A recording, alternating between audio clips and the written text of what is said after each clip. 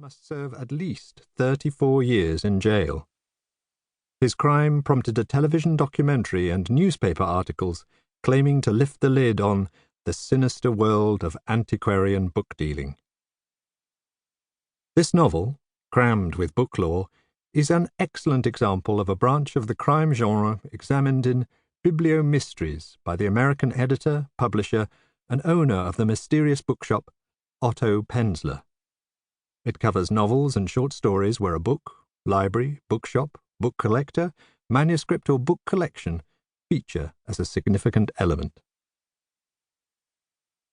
Bernard James Farmer was born in Maidstone, Kent, in 1902, and although details of his life are not easily obtainable, in piecing together various fragments of his fragmentary biography, I have benefited from helpful information supplied by his estate, Jamie Sturgeon, Jeremy Carson, and John Harrington. Farmer attended Sutton Valence School, where he first developed an interest in sculling and rowing, which became a lifelong passion, and the subject of a book he published in 1951. On leaving school, he attended the City and Guilds Engineering College in South Kensington and became a fully qualified engineer. At the age of 21, he set out to work on an engineering project in Winnipeg. A major accident to his leg on site, however, landed him in Kenora Hospital for some weeks. During that time, he submitted a short story to the Saturday Evening Post, which won an award. This success eventually altered the course of his career. On recovery, he travelled widely throughout Canada, often living from hand to mouth, taking such work as he could find in order to finance his writing. His experiences are reflected in his first major novel, Go West, Young Man, published in 1936.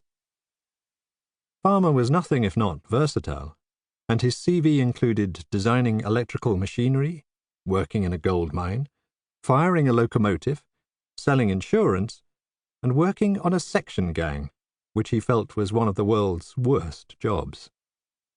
He also published a number of short stories in the long-established Canadian magazine, Maclean's. The first story he contributed to Adventure, Black Booty, concerned the Mounties, and in an accompanying note he explained that in writing about North Canada he'd drawn on experience of a prospecting trip in northern Manitoba.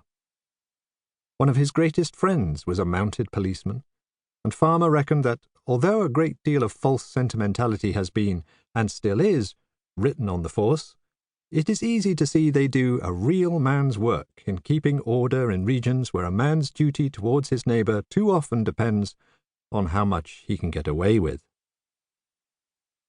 After returning to England in 1934, he met and married Mfanwe Armand Jones, a talented singer and pianist, with whom he had 2 daughters.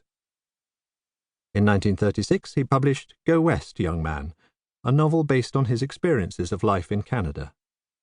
His second novel, Frozen Music, 1940, stems from the years when he and his wife were living in Essex. During the Second World War, he volunteered as a fire warden at North Weald Aerodrome, which was close to his home.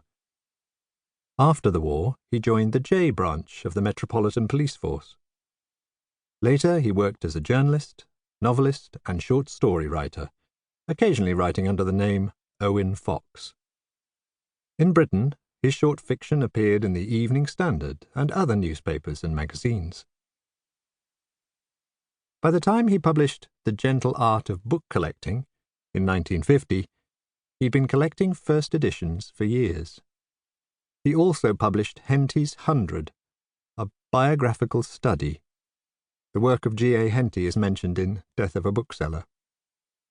It may have been Henty's influence that prompted Farmer to try his hand at writing fiction for children and young adults. Among other things, he was a contributor to the Eagle comic. He is also credited with producing the first bibliography, privately printed, of the writings of Winston Churchill. In 1952 he gave a broadcast talk on the BBC's Home Service, now Radio 4, wryly entitled Authors Must Eat, in which he discussed the wide range of work he'd undertaken in order to supplement relatively meagre literary earnings.